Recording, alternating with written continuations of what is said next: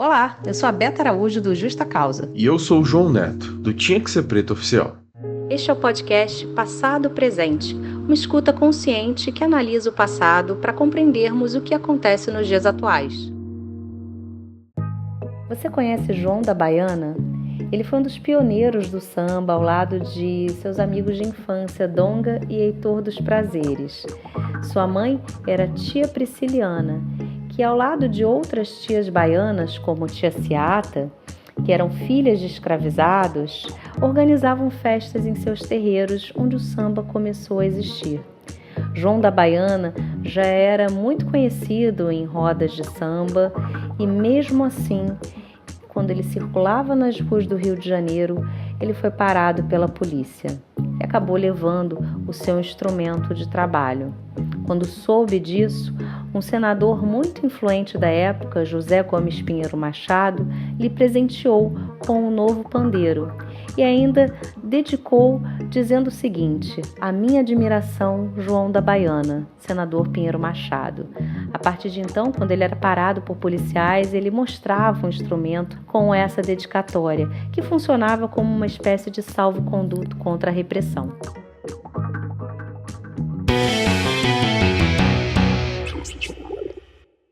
De caso de polícia a patrimônio cultural. O episódio de hoje trará para você um pouquinho da história do samba. E para isso eu começo fazendo um breve retorno ao passado, mais especificamente em 1890, ano em que a gente teve o primeiro Código Penal da República e que definia um crime de vadiagem. Se uma pessoa andasse na rua e não comprovasse estar trabalhando, ela poderia ser levada à delegacia. E aí, este crime poderia render até 30 dias de prisão. Mas o que que isso tem a ver com o samba, João? Vamos começar falando sobre isso? A gente já começa falando em ritmo de samba, ritmo melhor desconheço, mas exatamente isso. O samba ele foi proibido e perseguido durante muito tempo na história do Brasil. Isso tem total ligação com as questões raciais. Primeiro pelo berço do samba, né? O samba, apesar dele ter se popularizado muito nessa cidade maravilhosa que você mora, Beto, aí no Rio de Janeiro, ali na pequena África, ele nasceu na Bahia. Ele nasceu ali através de músicas cantigas, né? Cantos e danças dos escravizados na época, ali por volta do meio do século XIX, 1860, mais ou menos isso. E com o passar do tempo, né, ele migrou para a nossa atual capital, no momento ali era o Rio de Janeiro, a então capital, no Rio de Janeiro, e acabou crescendo e caindo nas graças do povo. E no final do século XIX, em 1890, ali, né, pós abolição da escravidão, pós proclamação da República, a gente teve essa lei que foi a lei da vadiagem. A lei da vadiagem, ela nada mais foi, e nada mais é, a gente pode considerar ainda, claro, do que uma tentativa de perseguir não só a cultura preta, mas também os então libertos, né? Porque todo mundo que fosse parado na rua e não tivesse um emprego, não tivesse um trabalho, não tivesse exercendo algo, seria considerado um vadio, um vagal e, consequentemente, iria para a prisão. Quem que estava sem emprego depois da gente abolir a escravidão? Quem não tinha ocupação? Quem estava tendo ali uma série de portas fechadas no mercado de trabalho? A população preta brasileira, principalmente a população que havia sido recebido, né, a abolição da escravidão. Então, a lei da vadiagem ela veio com esse impacto e, consequentemente, atingiu o samba, porque o samba tem essa raiz africana, essa raiz preta, e era praticado por pessoas pretas, né? Então, qualquer pessoa que fosse vista ali numa roda de samba e até mesmo carregando um instrumento era considerado um criminoso, porque o samba automaticamente era associado à vadiagem. Eu acho que é importante também a gente mencionar o que estava acontecendo naquela época aqui no Rio de Janeiro. Terras cariocas. A gente estava, passando por um processo de embranquecimento da cidade e de repressão, consequentemente, a população negra e pobre. Então, naquele final do século XIX, a gente acaba vendo uma reforma, que é a Reforma Pereira Passos, que busca acabar com cortiços, em especial os do centro aqui da cidade. Então a prefeitura implanta essa reforma que é de higienizar, na verdade, a cidade, né. O objetivo era uma melhoria de saneamento básico, né, de condições sanitárias do Rio de Janeiro, mas aí com essas demolições dessas cabeças de porco, como se chamava, aquela população que tinha uma fonte de renda acaba se deslocando do centro para o subúrbio, mas aquela que não tinha condições acaba indo habitar nas encostas dos morros. E aí o samba, a gente tem um samba acontecendo ali nesse cenário. E aí eu queria falar um pouquinho sobre uma figura bastante importante, que foi João da Baiana. Fala aí, João, seu xará. Meu xará. Queria ter metade do talento dele, pelo menos. O João da Baiana foi um dos principais sambistas, né, brasileiros, aí, foi um dos percussores do samba carioca. Ele, ao lado de outros grandes nomes da nossa música, Donga, Pixinguinha, eles tinham ali uma proximidade muito grande. E o João da Baiana, assim como outros sambistas, ele era perseguido nas ruas, né, pelas autoridades, né, pela polícia na época. E como a gente falou agora há pouco, Beta, se a polícia visse alguém andando com um cavaquinho, com um pandeiro na mão, já era motivo bastante para prender a pessoa, para parar a pessoa, enfim, para dar o famoso esculacho, né? E o João da Baiana, ele passava por isso, né, em inúmeras vezes. E em uma dessas vezes, ele teve o seu pandeiro tomado. Ele estava indo rumo a uma roda de samba. E nesse caminho aí, ele ficou sem o pandeiro, ele ficou completamente ali desiludido e não foi para a roda se apresentar. Nisso, essa história chegou até um senador que era muito famoso na época, que é o Pinheiro Machado, né? Era o Pinheiro Machado. E o senador, apesar até de fazer parte, né, de um partido conservador na época, que era o Partido Republicano Conservador, ele adorava o samba, ele adorava o estilo musical, ele gostava bastante. E ele tinha um apreço pelo João da Baiana. E nisso, ele mandou chamar o João da Baiana no escritório dele.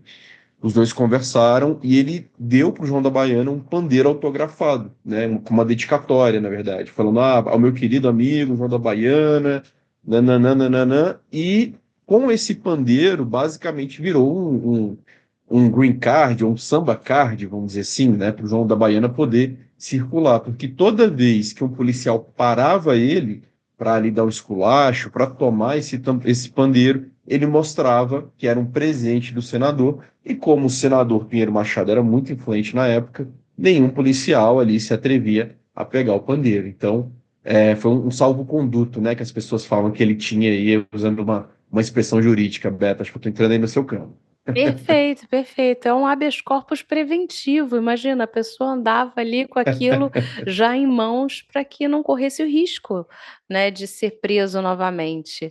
E aí eu acho que é importante a gente falar sobre algo que tem tudo a ver também com a sua página, João, com a Tinha que Ser Preto, que é a questão de associar tudo que era negativo, e ainda se faz isso, né, atualmente, mas naquela época mais ainda, né, a pessoas pretas, né, "Ah, isso daí é coisa de preto".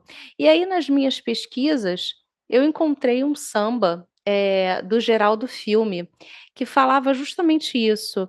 Ele dizia: "Crioulo cantando samba era coisa feia, esse negro é vagabundo, joga ele na cadeia. Hoje o branco tá no samba, quero ver como é que fica, todo mundo bate palma quando ele toca cuíca". E aí eu acho que a gente pode falar um pouquinho sobre essa questão de coisa de preto, né, e de como a gente começa a ressignificar essa expressão. Perfeito. O samba, ele é aberto para todas as pessoas. Todo mundo tem todo o direito de aproveitar o samba, tocar o samba, ouvir samba. A gente deve, na verdade, porque faz parte da nossa cultura. Só que é importante a gente lembrar que o samba, ele é preto, ele tem raízes pretas, a origem dele é preta. Isso quer dizer que é exclusividade da comunidade preta? Não, muito pelo contrário. Assim como outras invenções e criações de diferentes etnias que todo mundo se beneficia e aproveita, o samba, ele tem que ser aproveitado por todo mundo. Mas a gente não pode apagar as suas raízes.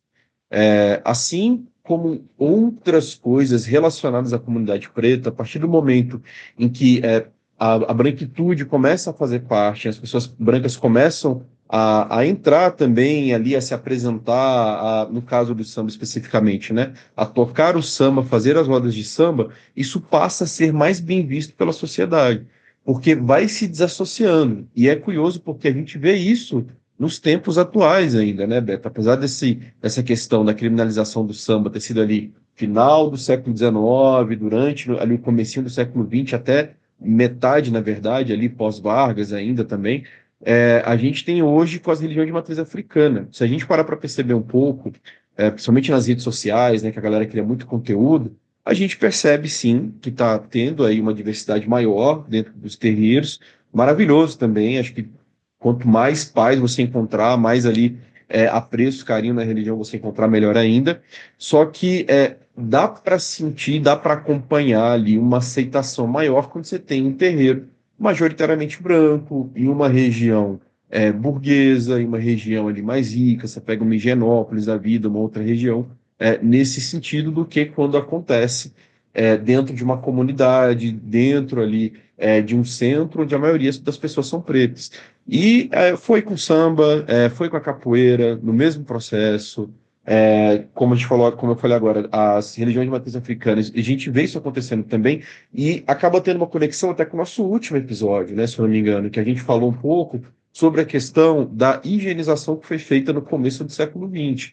E isso aconteceu, né, com aquela ideia de trazer estrangeiros para cá para branquear a população brasileira, porque não tinha que ser mais escura e tudo mais, porque tudo que era associado às coisas ruins, né, tudo que era negativo, era relacionado à população preta. Então, enquanto o pandeiro tivesse numa mão preta, era visto de forma tenebrosa, né, de forma negativa. Por mais que os nossos grandes nomes do samba, né, sejam a maioria pessoas pretas, ainda assim, ainda com esse reconhecimento, o preconceito ele reinava, né, ele imperava durante muito tempo. E até hoje a gente tem resquícios disso ainda, né? Tem gente que fala com raiva do samba, que parece que tem um ódio do samba assim muito grande. E talvez né, essa pessoa nem perceba que essa motivação dela é racial, é completamente racial.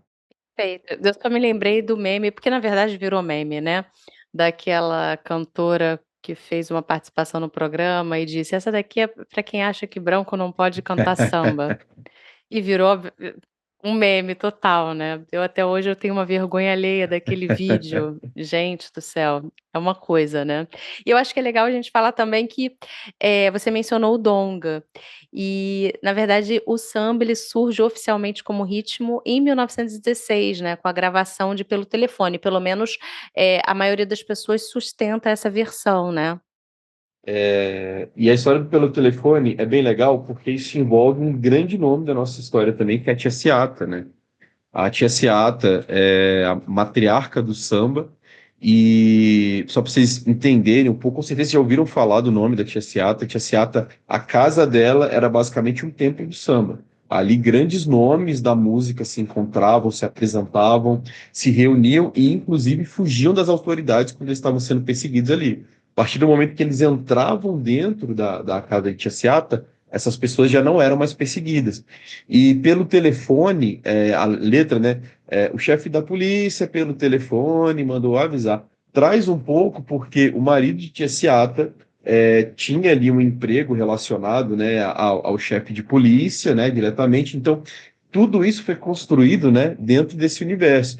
E Tia Ciata tinha ainda um respaldo muito grande, porque ela também ela trabalhava ali com ervas, né, ela tinha essa ligação com as religiões de matriz africana, ela tinha conhecimentos, né, de cura, e o então presidente Venceslau Braz, ele teve uma ferida na perna, e nessa ferida na perna que não sarava em hipótese alguma, ele não conseguia nenhum médico que resolvesse.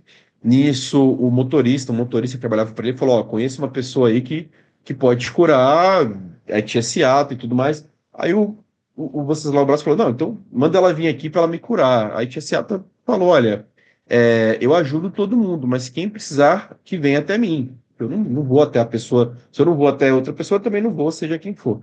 E nisso, ele foi até a Tia Ciata, ela fez ali consultou, né, os guias, consultou os orixás, ela fez ali uma mistura de ervas para que ele passasse nas pernas, na perna dele estava machucada, ele passou, poucos dias depois a perna dele estava saradíssima, já podia correr uma maratona, e como agradecimento, ele ofereceu qualquer coisa para a Tia Ciata. Ela falou: Olha, eu não preciso de nada, só que eu tenho muitos filhos, então se puder conseguir um emprego para o meu marido, vai ser maravilhoso. Então, o marido da Tia Seata, né, conseguiu esse emprego, e a partir daí várias coisas foram acontecendo, e a gente tem pelo telefone sendo gravado, inclusive é possível ouvir a versão original no YouTube, ainda hoje, quem tiver curiosidade.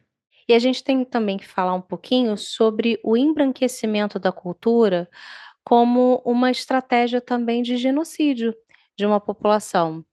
E aí, quando eu começo a ler sobre o tema, eu não posso deixar de citar o Rodney Williams, que tem um trabalho muito legal sobre a apropriação cultural. Tem um livro daquela coleção Feminismos Plurais, ele que é babalorixá também, doutor em ciências sociais, e ele traz uma classificação, um conceito de apropriação cultural que eu acredito que seja bastante didático. Então eu vou falar aqui para vocês. Apropriação cultural é uma ação praticada por grupos dominantes e os seus indivíduos. Você se apodera de elementos de outra cultura minoritária ou inferiorizada e você utiliza esses elementos sem dar as devidas referências, sem permissão. Você elimina ou modifica os significados e você desconsidera uma opressão que é sistemática e que muitas vezes é interposta por esse mesmo grupo dominante. Então, o João citou o exemplo da capoeira, a gente tem também a questão dos bolinhos de acarajé, que ele menciona no livro, e eu numa conversa com o Rodrigo Ferreira, que é músico, é produtor musical e que faz a nossa edição aqui do podcast, através do selo Jazz Music, ele fala também sobre a questão da bossa nova e do samba, desse embranquecimento também que aconteceu, e de como que a elite ali branca começa a tocar aquele ritmo e ele passa a ser amplamente aceito, né. Essa questão da apropriação cultural, ela ainda é muito viva, ela ainda é muito recente e ela não só tem resquícios na nossa história, como tem também dentro do nosso presente. Esse livro é muito bom, e quando a gente fala de bossa nova, a gente lembra de um nome que tentaram apagar, né, de muitas formas, e agora ela voltou com tudo, já tem um tempo já que ela vem se apresentando, que é a Laíde Costa, né? A Laíde Costa, ela e o Johnny Alves se apresentavam aí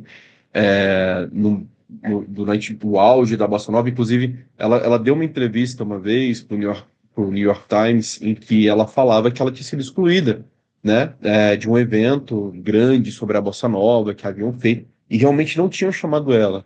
Mas agora imagina, né, tipo, uma mulher preta, jovem, extremamente talentosa, mas que ainda era uma mulher e era uma mulher preta, né, jovem naquele período. Então, claro que a gente não estou diminuindo aí os outros artistas e tudo mais, Tom Jobim, Tananã, que fizeram muito sucesso, muita contribuição para nossa música, mas a gente se entende, sabe muito bem o porquê, né, da Laíde ter sido apagada. E até hoje ela faz apresentações, viu, gente? Ela tá vivíssima, inteiríssima. Ela teve aqui em Brasília há pouco tempo atrás.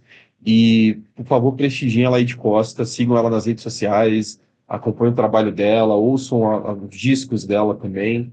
É mais que justo e merecido. Acho até que ela teve uma colaboração com a Emicida, eu não tenho certeza, mas eu sei que eles estavam aí planejando alguma coisa. Quando você fala nessa questão da diferença, inclusive, de projeção no cenário musical, a gente não pode esquecer também, por exemplo, da She Music, né, e trazendo um outro exemplo que seria o da Daniela Mercury cantando A Cor Dessa Cidade Sou Eu, enquanto a gente tem a Margareth Menezes, por exemplo, né, e essa mesma Daniela Mercury que continua cantando A Cor Dessa Cidade Sou Eu, em 2017 ela usa inclusive uma peruca Black Power para homenagear, entre aspas, Elza Soares. E aí aqui a gente já está falando também de outra coisa que também está associada a essa questão de apagamento, de embranquecimento de cultura. E a Margareth Menezes, assim, felizmente agora, né, ela tem o nosso cargo de ministra da Cultura, mas durante muito tempo ela sofreu desse apagamento, porque se a gente olha fora do eixo da Bahia, né, dos grandes carnavais que trazem o Axé Music ali como destaque, a gente não acompanhava a carreira da Margareth Menezes. Eu falo a gente e a população em geral, tá? Que quem segue ela, quem gosta dela, vai acompanhar, vai levantar a bandeira e vai defender. Mas se a gente olha como um todo, não estava. Ela acabava realmente sendo apagada. A Daniela Mercury, ela tinha um destaque bem maior também. A gente falar de outras cantoras, como Ivete Sangalo, como Cláudia Leite, fazendo o axé gospel dela agora. A gente tem uma discrepância muito grande, né? E a Margareth Menezes, ela é a cara do axé music, assim, as criações das músicas dela, a presença dela de palco, e acho que a proximidade dela com os fãs também, isso aí só comprova a força que a Margareth tem. Enquanto você falava, eu estava pesquisando aqui, porque eu tinha quase certeza sobre a Lady Costa. Ela foi indicada ao Grammy Latino de 2024, na categoria de melhor canção em língua portuguesa. E aí a música faz parte do disco que está disponível nas plataformas, e O Tempo Agora Quer Voar, que foi lançado e produzido pelo Emicida. Ah, então aí, ó. Essa parceria, eu sabia, porque eles tiveram um ensaio fotográfico, ficou lindo os dois, uma elegância absurda. Então é isso mesmo. Gente, a Laide Costa merece muito o seu play, o seu replay aí nas plataformas no YouTube, onde você encontrar melhor.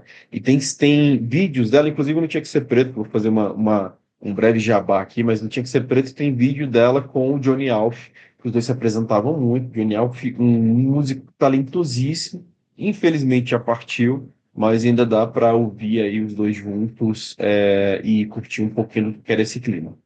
E aí, mais uma vez, quando a gente fala de Alaide Costa e a gente fala sobre essa questão de reconhecimento, ela já é uma pessoa mais idosa e ela teve essa projeção muito mais tardiamente. Se a gente for parar para pensar, diversos ícones, das artes em geral, que são pessoas negras, têm essa mesma trajetória. Então, por exemplo, a gente pode citar a Conceição Evaristo, Léia Garcia, Dona Ruth de Souza, que obviamente elas tinham as projeções delas, mas o grande público, é isso que eu quero dizer, né, não conheciam essas grandes atrizes, essa mulher incrível que é a Conceição, que começa a escrever já depois dos 40, né, ter o livro publicado, ter esse reconhecimento todo, e que ainda não tem o reconhecimento devido.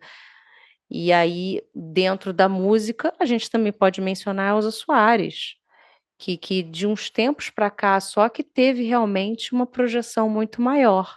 E até se a gente quiser voltar para o samba, a gente pode trazer a Clementina de Jesus, que começou ali a fazer sucesso aos 63 anos de idade.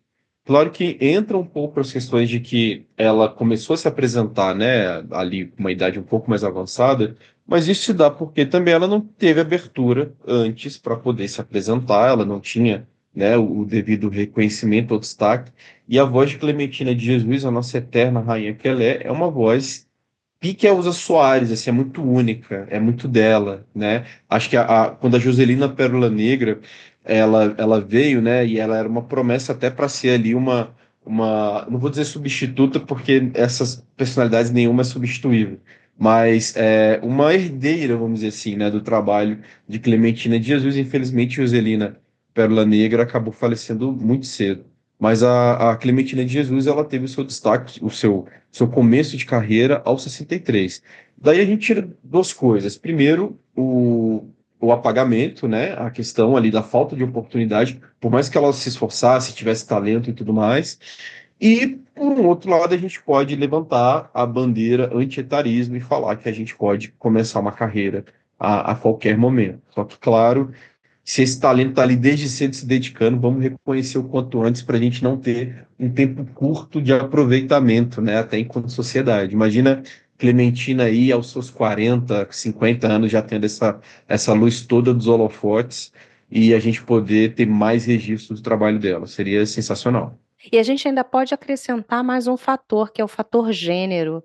Então, sendo uma mulher, acredito também que algumas delas, a depender, da década em que se encontravam, tiveram também alguns empecilhos, ou para começar a trajetória, por questão de ou um marido, ou um companheiro, ou a família que não queria, que achava que não era uma vida legal, que seria uma vida de uma pessoa perdida. Quantas a gente já não ouviu trazer esse relato, né. Então são os recortes que a gente precisa fazer, se a gente quer trabalhar com o que a gente aqui acredita, pelo menos, que é com a interseccionalidade, né.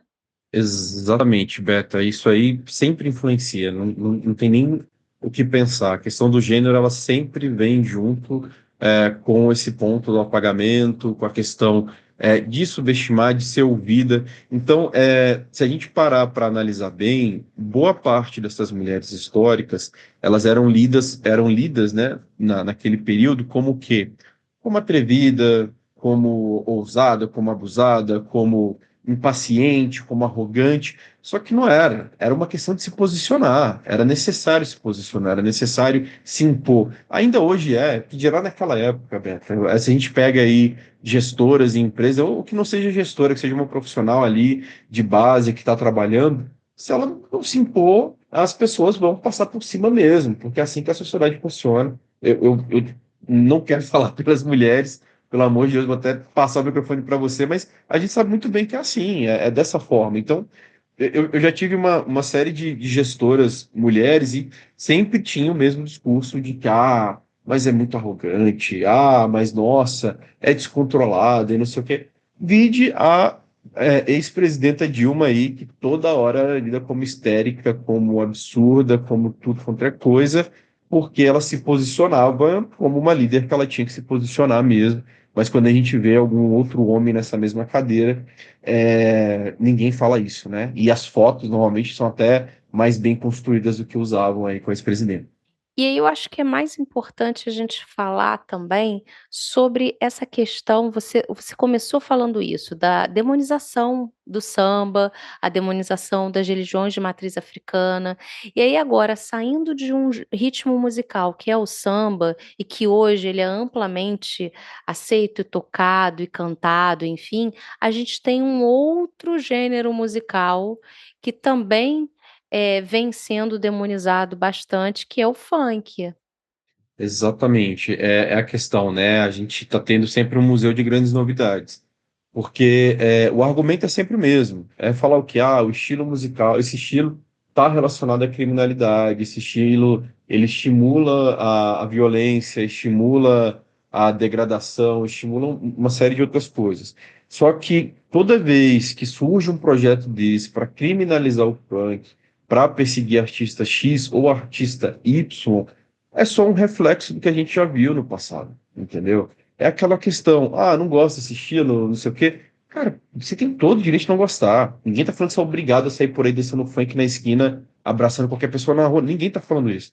Você tem todo o direito de não gostar. Agora, você ser a favor, você defender uma perseguição a um estilo musical, são outros 500. E, obviamente, isso se dá porque o funk, ele nasceu na favela, ele tem um total estilo, traz todo esse arquétipo, né, essa estrutura das comunidades, dos cantores, das cantoras pretas aí, que trazem o quê? Normalmente é a sua vivência, é a sua história. Se a gente pega a MC Carol mesmo, a MC Carol, nas letras dela, ela sempre cantava coisas que ela tinha visto, coisas que ela tinha vivido.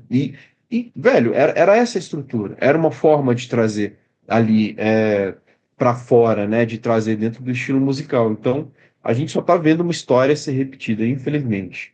E para terminar esse episódio, eu acho que eu trago uma frase que para mim tem tudo a ver com o que a gente falou hoje: "Quem não gosta de samba, bom sujeito não é".